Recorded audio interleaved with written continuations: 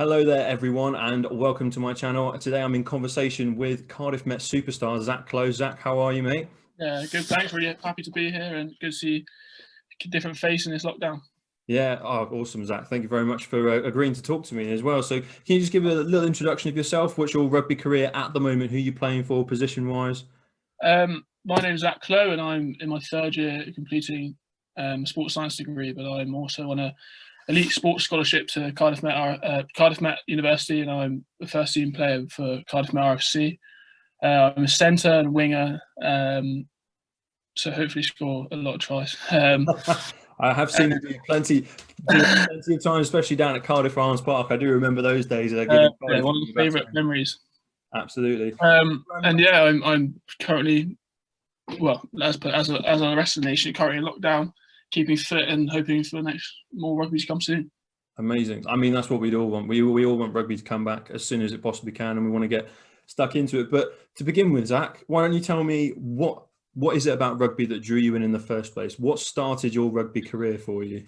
It's a bit of a classic one, but I played football when I was younger. I started off playing football. My brother and I used to play football. I was captain of a school team when I was in junior school, captain of the local side, like quite a bog standard centre back. Used to put in some challenges that probably. That's how every rugby player starts off in football, isn't it? You have to be the defender at the back because you're the only one that doesn't mind getting bumped into. Exactly.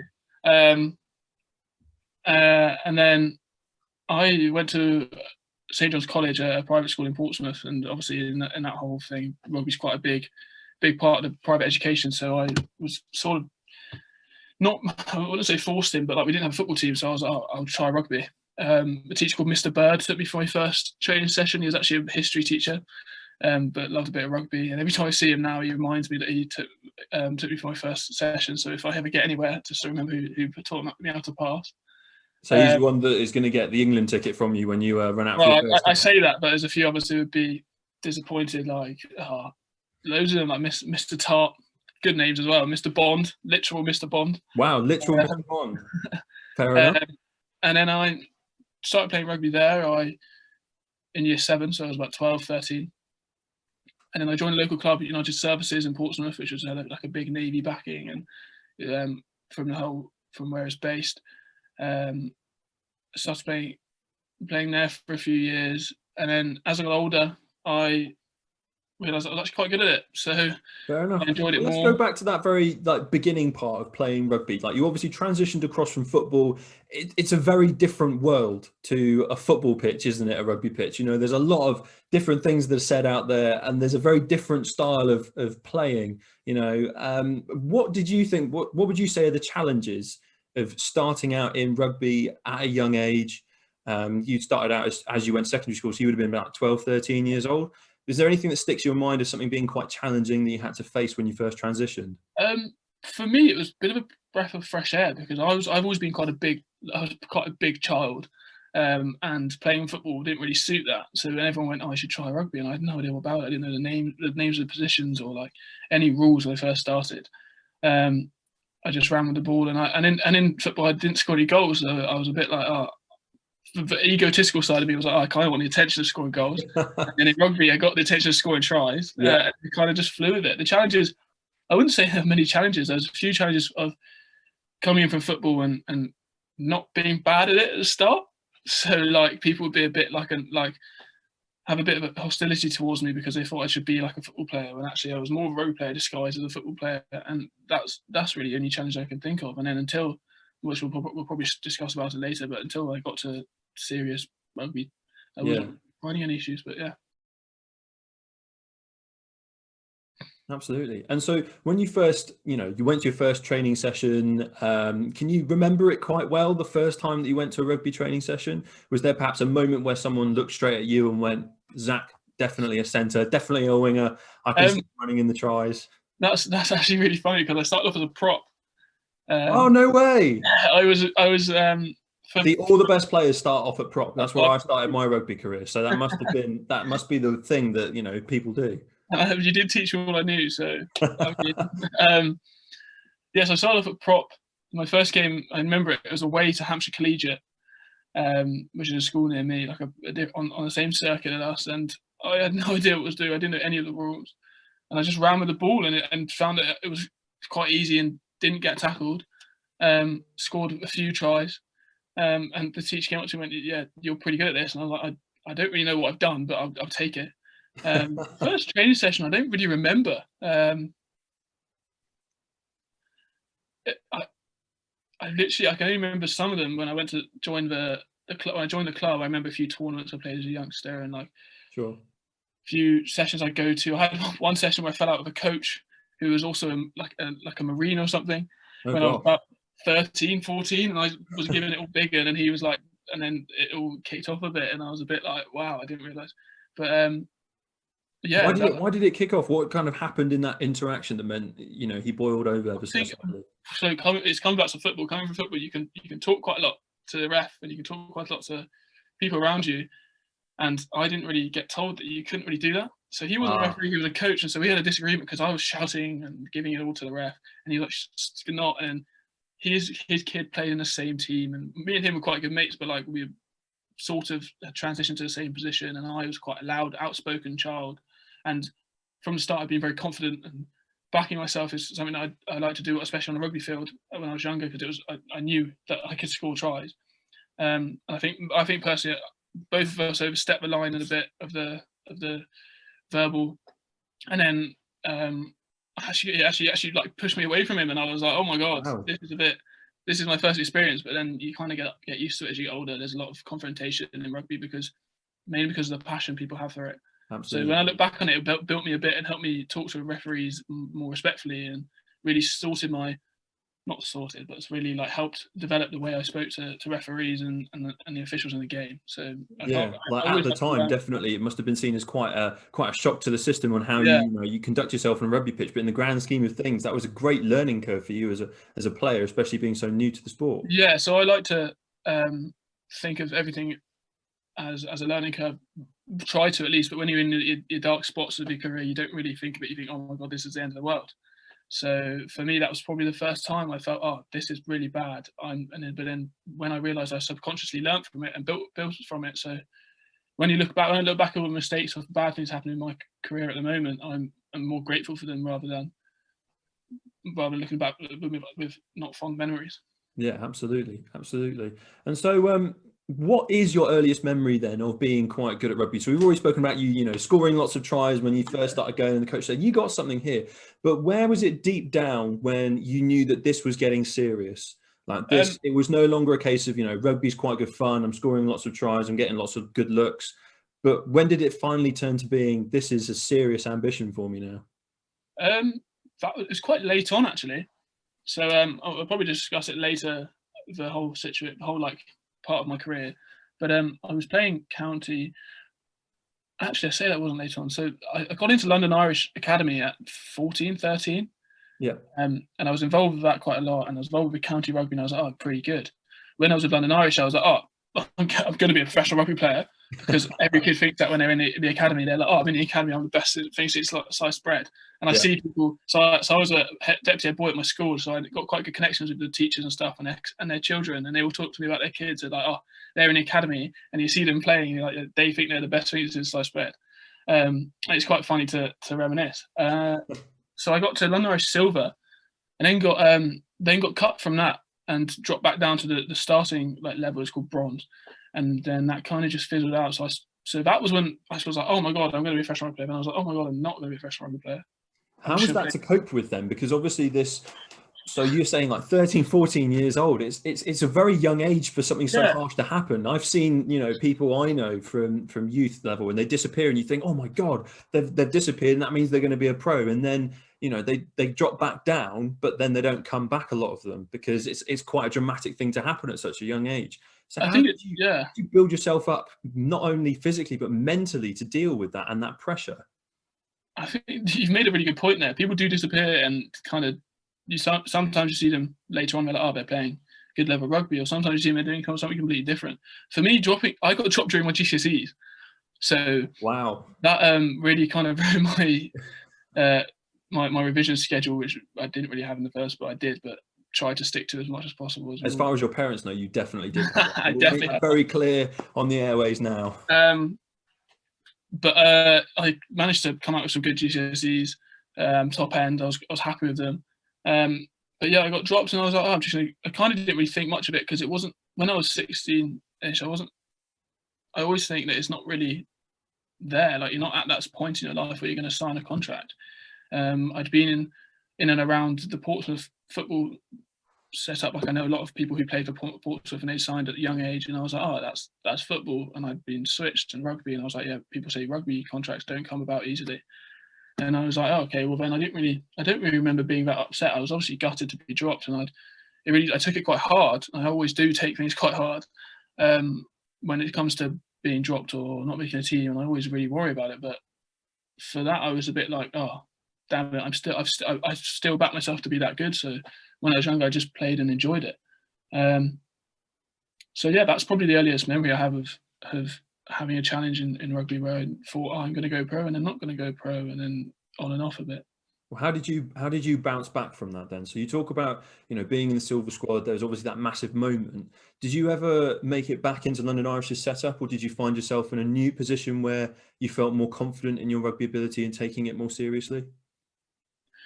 I didn't actually go back into London Irish setup. I dropped down to bronze, and that ended when I got older. Played county rugby for Hampshire until the under 20s, actually. Well, under 18s, but I was playing under 20s. And I was just enjoying it, and I actually had I was really deep in discussions about becoming a ski instructor.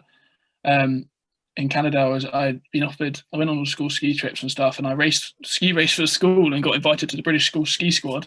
That's so fantastic. I was like, I'm pretty decent at this. I kind of I enjoy skiing. I don't like competing in skiing. I find it a bit like takes the fun out of it for me. It's more of a getaway. Same with surfing, actually. To escape from everything else that's going on. Same with surfing, which I still do it now to get away from the stress. But I was going to go to be a ski instructor in Canada. I was filmed for scholarships to join certain companies that do a scholarship program. They train you for free because I think you're going to be quite good at it. And then I was on an internship to Whistler in Canada. Went to meet the guy who ran it and stuff like that. And they basically get your job straight away after you do the internship. So I was really, during my A-levels, I was like, start of year 12, I was like, well, I'm going to be a ski instructor. And I could see my life being that. I mean, I can see myself doing it after rugby even now. So I wasn't really that worried. But then,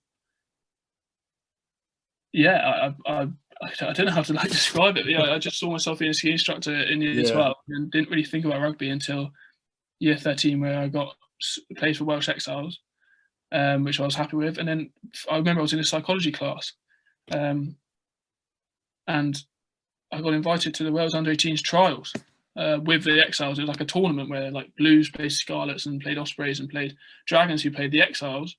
It's called Super Six Weekend, and I was like, I stopped. It was a year 12 psychology class, I think.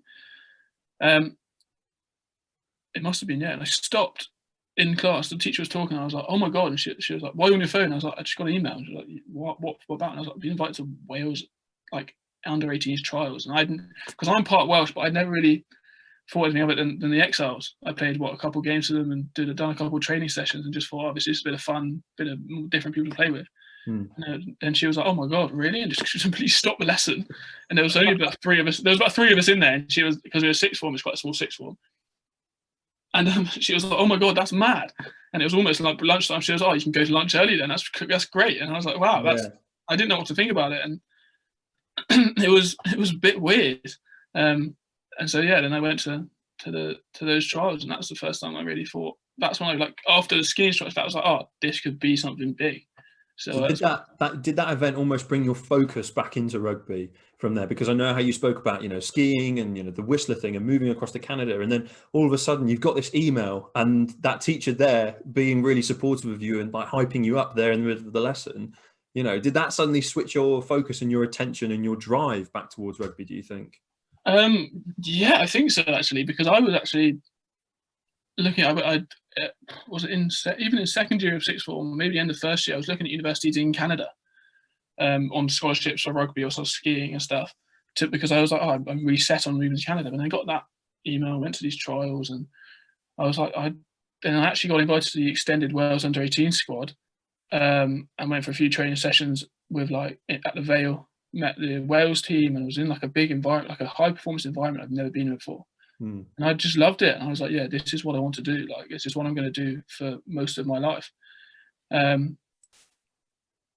Until I got dropped, which was pretty heavy. It's probably gosh, why yeah. I feel like I'm leaning on for you, but it's quite hard. Well, no, see, I know what comes next, and you know what. At the time, you probably didn't know what comes next. So I'm sitting here smiling, thinking, "Oh, I know what happens next. I know what happens in Zach's story." Everyone else watching this at home might not even know what happens next in Zach's story. But this is two occasions where a young man who is feeling confident in his game, feeling happy about where he is, and you know, all of a sudden these sort of premium, professional-ish environments, and two occasions now it's been dropped. So you're about to bounce back again. And how did you find the energy and the drive to go and do that? Because to not only be dropped once, that's big enough on its own, but to be dropped twice from two different camps, two different age groups, that's quite an experience to have to go through, especially not even as an adult, but as a young man growing up. So I was I can remember I got a call from the manager of the Welsh Exiles, who was part of this, like, so they'd pick their extended squad for Wales 18s, and then they'd narrow it down, and then your manager from Blues or Exiles or Scarlets would call you, and he called me and he went, they've decided to go in a different direction and not pick you. And I was in my parents' bedroom because I was like, I'm getting a call from Gareth, and they were like, that could be big. And I was like, okay. So I went up to the bedroom, and he said it, and my mum was standing there in front of me, and I was like smiling, and my face just dropped as she went, oh no. And he said, I hope you're okay, and all that. And then I hung up the phone and I just burst into tears.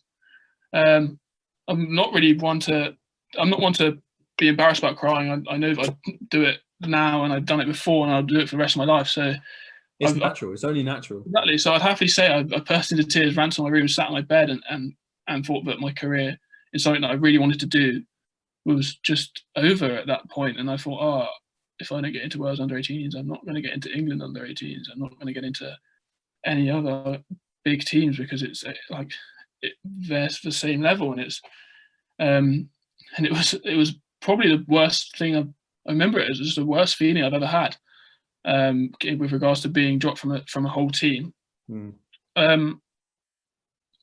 I just couldn't get over it. I went to school the next day. People were talking and asking me about it, because I had actually, on my 18th birthday, I had a black tie event, and I only had 2 drinks because I had the Wales 18s camp fitness testing the next week.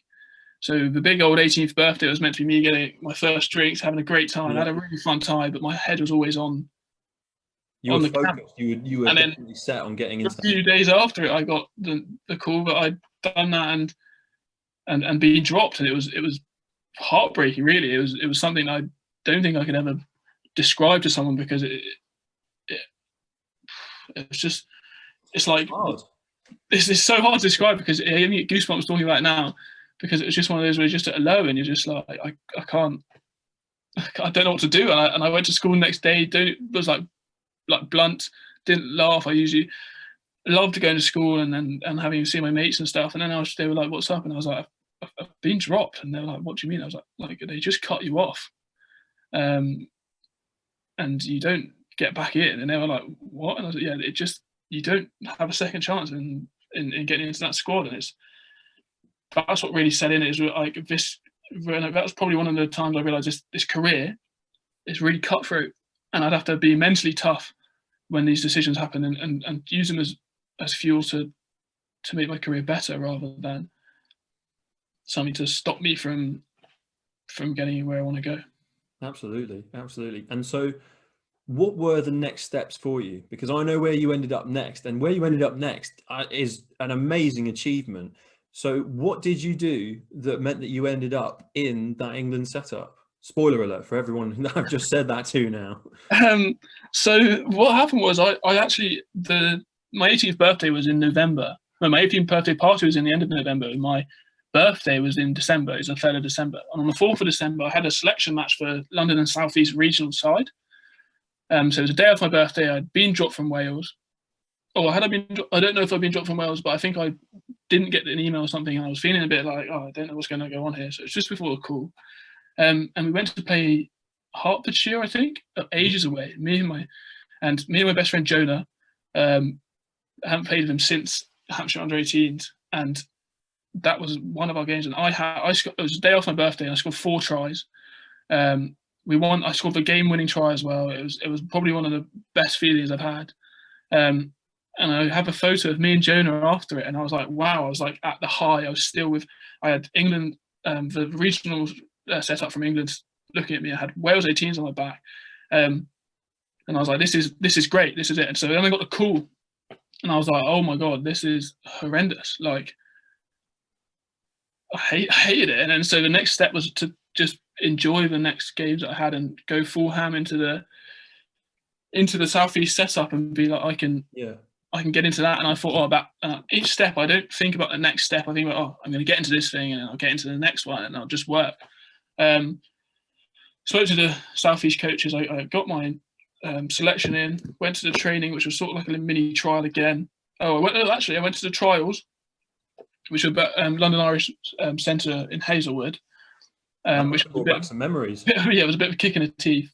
But I went there and scored 2-3 tries. We played 2 games. I scored in each of them. Performed personally without blowing my own trumpet. I performed very well, and got selected for the final London and South East squad that went to the selection weekend for England counties under-18s.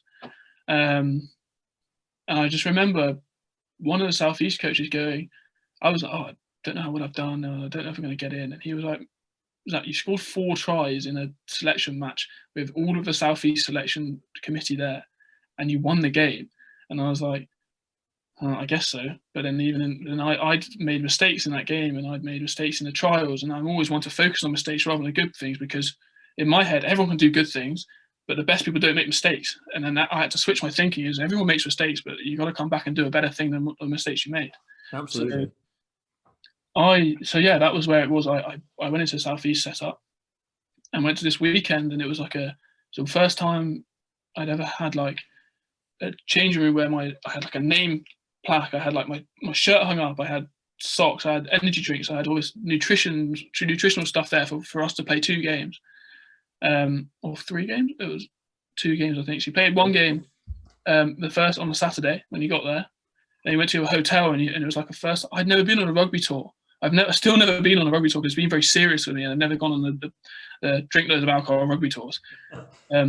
So I was in a hotel with loads of boys, and we had to go to breakfast in our England counties, in our London South East stuff, like all of the stuff we'd been given. We had to represent. I had to learn how to not to act badly, but I had to learn how to represent someone I'm like trying to project myself in the best way, is what I really want to say. So even at breakfast and lunch and between games, I was still like,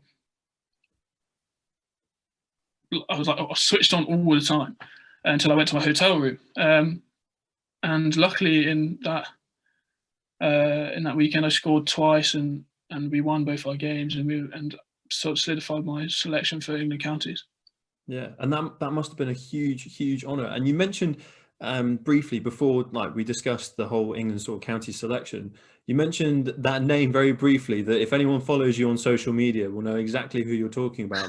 Your best mate Jonah, who you can never really tell if there's a love-hate relationship between the 2 of you, but it's very cute to see. It's almost like this sort of Chandler and Joey combination going on, which is quite good to see. But how important is having someone like Jonah in your life whilst you were facing all of these trials, in terms of the being dropped from Wales, thinking, am I even good enough for England? Am I actually any good at rugby? What to have, a friend with you saying, oh, come on, mate, stop being so dramatic, or, just picking you up when you need it in those moments. How much did that mean to you? It's quite funny, and he's going to hate me for saying this, but the game I scored 4 tries, and he had the worst rugby game of his life. And I always make jokes about it. I'm like, I love that day. And it was a weird one. We found this out the other month, actually.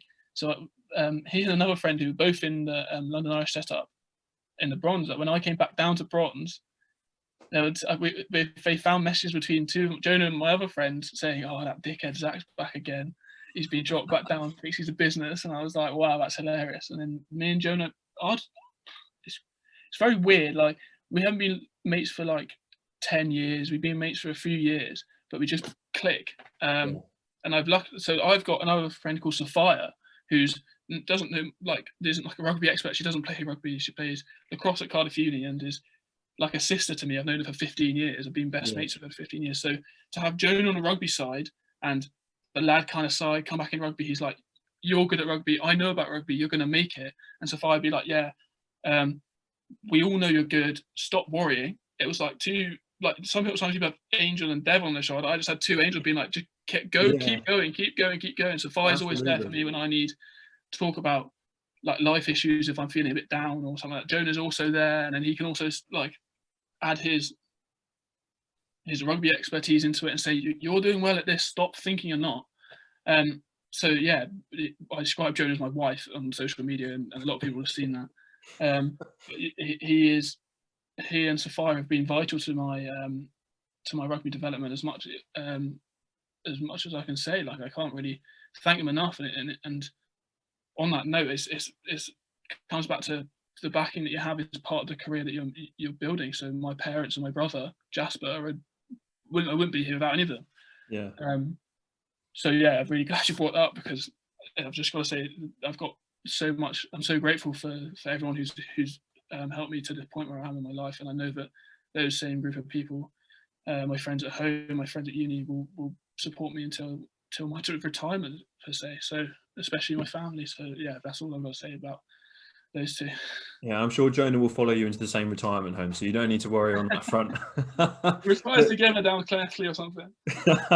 But yeah, it's so important to have that sort of support behind you, and it's so great to hear that that's obviously been a big part of driving you forward, because it is important to make sure you have that support network around you. And I know over the past couple of years, the more that I've got to know you, the more you push for better mental health for students, the more you push for better mental health in general, especially after some poor events that happened over the last year or so, especially not only in your rugby life but personal life. Yeah.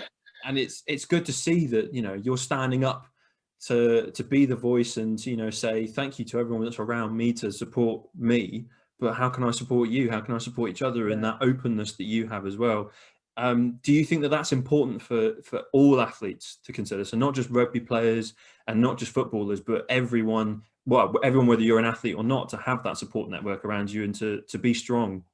Yeah, I think only recently, after second year, actually, I got really into mental health and really realized that it was such a taboo subject, and it is something that needs to be spoken about. Because don't get me wrong, when I was a kid, I wasn't like the nicest bloke in school. I made jokes. I'd be like all of that. I wasn't like the shy one.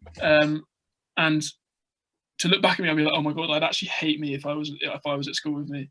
So I look back and I'm like, I've got to do something to change it. And I've got to do something to change, not to put it right, but to change into the person and grow into the person I want to be.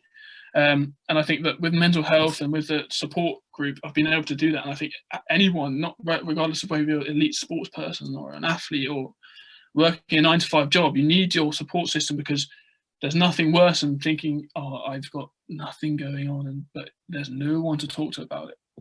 And I think for me, being through, I'm sure we'll get on to what happened with me, but for me, that at the times where I was struggling, my family, my parents, my brother, Jonah, Sophia, my housemates that I was living with were vital to not just keeping me going in my career, but keeping me going in certain parts of my life. Like, I had a very low point, and it was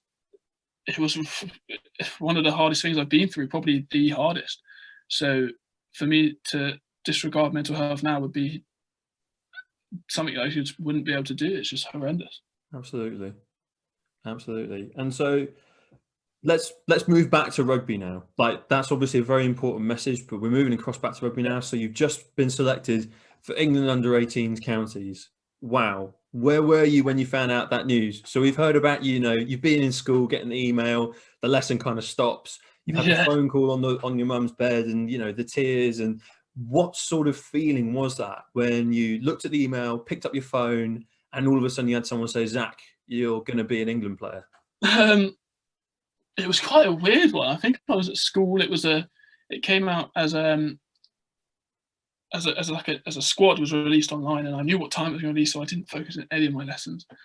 And I was like, oh my God, I'm going to wear that that jersey. And funniest part, which I find hilarious, was so many people first time I found out were like, it's not real England though, is it? And I was like, I found that hilarious. I was like, that's just jealousy coming through, because I've worked hard to get here. I don't need you to talk to me like that. And I found that absolutely hilarious that was the first time. But one of the best things was the games that against Ireland were played in my home city, where I used to play rugby for United Services. And our camp, we were in where I used to play rugby for school. We were in a naval base called HMS Temeraire, and we were camped there for 2 weeks. So I had so many friends and family come to watch. I look at the photos now, I can spot them all in the crowd.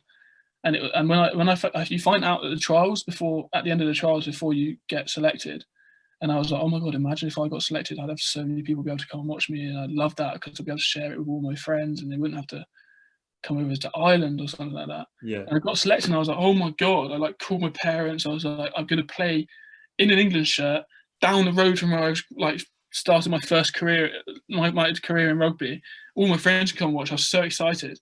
We had a weekend where we went to play Ealing Academy, and that was like just 20 minutes from where I lived, and then we drove to London. We went to Farnham Rugby Club, where I played as mini rugby, and did an open training session where kids asked for autographs after. And we were all like, we're not really people who should be doing that before, but they were like literally looking at us like about to cry, and I was like, oh, all right, okay. Yeah. See, that's the moment where you should have gone back to all those people and said, oh, this isn't real England. And you should have gone, well, I mean, this would not be happening if it wasn't good enough. Yeah, I think like loads of people came to watch the training session, and I was like, we're just training. That was the first open training session, and then I was just when I looked at the squad, I was like, oh my God, this is quite mental. And I didn't really know. I was just like, I didn't really know much about the setup. I didn't know what it meant, and I just knew that I enjoyed playing rugby, and then I could play better rugby. But yeah. And so, where did you slot into that team sheet? Were you playing in your preferred position on the wing? Were you playing in the centre? I started both games at 13. 3 games at 13 when we played against Ealing in the training game, and then I slotted into 10 at the end of the Ealing game. Wow. Yeah, it's just a bit rogue. Which was really, I don't. It's hard to describe because I've been told so many times, oh, you were the first name on the team sheet, and I was like, don't know if I was, and then didn't really want to talk about it. But yeah, I was lucky enough to start both games, so I've got 2 13 shirts. One of them's hung up in my school, framed in my school, which is nice. And the other one's framed next to my cap at home down the corridor, which looks like a hall of fame towards my bedroom, which I always take the mick out of my brother for because his is next to mine. Thank you very much for watching part 1 of In Conversation with Zach Clow, hosted by me, James Roberts. Please make sure to subscribe to this channel in order to see more athletes in the future have conversations with me, and make sure that you don't miss part 2, which will be coming out next week. Be sure to drop a comment to say that you've enjoyed this video if you have, and leave a like, and I'll see you soon.